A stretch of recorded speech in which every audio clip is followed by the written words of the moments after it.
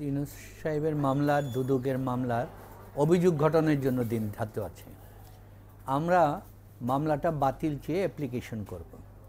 কারণটা হচ্ছে ওনারা আমরা দুদক এই মামলায় দুদকেই বলেছে এই বিষয়টা শ্রমিকদের ডাব্লিউপিপিএফের টাকা আমরা দেই না, কোনো নীতিমালা নাই।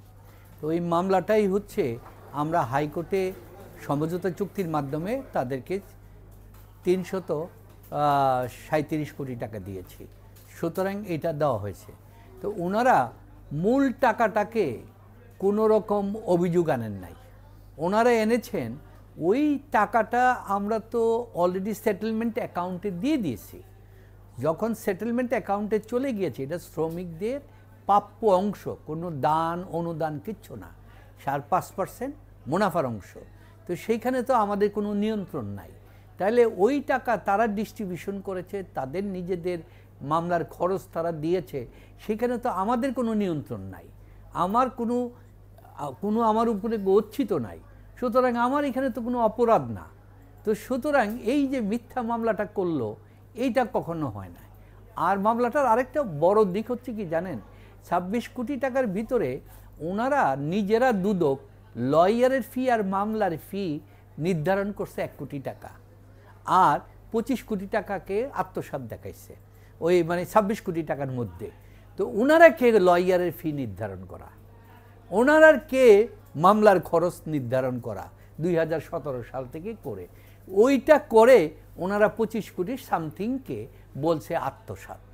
অর্থাৎ ওনারাই নির্ধারণ করেছেন টেবিলে বসে লয়ারের ফি কত হবে, প্রতি বছরের মামলার কত হবে, এইটা ওনারা নির্ধারণ করেছেন। তাহলে এই যে নির্ধারণ ওনারা করেছেন এটা কাল্পনিক, ওনাদের নিজস্ব একটা অনুমানের উপরে, তাহলে সুনির্দিষ্ট কোনো অভিযোগ নাই।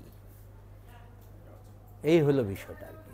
এখানে বলা হয়েছে যে গ্রামীণ টেলিকমের অ্যাকাউন্ট থেকে না না না, গ্রামীণ টেলিকম না, আইনে বলা আছে, লেবার আইনে বলা আছে, ওনারাও বলছে লেবার আইনের ২৩৪ ধারায় বলা হয়েছে যে গ্রামীণ টেলিকম একটা শ্রমিক কল্যাণদের জন্য একটা আলাদা ফান্ড করবে। এই আলাদা ফান্ডটা অবশ্যই কোম্পানির নামে হবে, কিন্তু এইটা পরিচালিত হবে মালিক পক্ষ এবং শ্রমিকের ট্রেড ইউনিয়নের প্রেসিডেন্ট এবং সেক্রেটারি জয়েন্ট সিগনেচারে। এইটা কোম্পানির ফান্ড না, ওই ফান্ডের থেকে টাকা গেছে। কোম্পানির কাছ থেকে ৪৩৭ কোটি টাকার বাইরে কোনো টাকা যায় নাই। এই সম্পূর্ণ টাকাটা হচ্ছে শ্রমিক কল্যাণের অংশগ্রহণের ফান্ডের টাকা। আর ওই যে ২৬ কোটি টাকা যে তারা লয়ারকে দিয়েছে এবং বিভিন্ন কাজে দিয়েছে, ওই টাকার থেকে দিয়েছে। গ্রামীণ কল্যাণ থেকে, কল্যাণের ফান্ড থেকে কোনো টাকা, কোনো অর্থ বিতরণ করা হয় নাই। অবশ্যই অবশ্যই, যেহেতু গ্রামীণ কল্যাণের গ্রামীণ টেলিকম থেকে কোম্পানি কোনো টাকা দেওয়া হয় নাই। যেই টাকাটা, এটা হিসাব ৪৩৭ কোটি টাকা ৫% হিসাব অনুযায়ী হয়েছে ৪৩৭ কোটি টাকা, অঙ্কের হিসাব তাদের প্রাপ্য।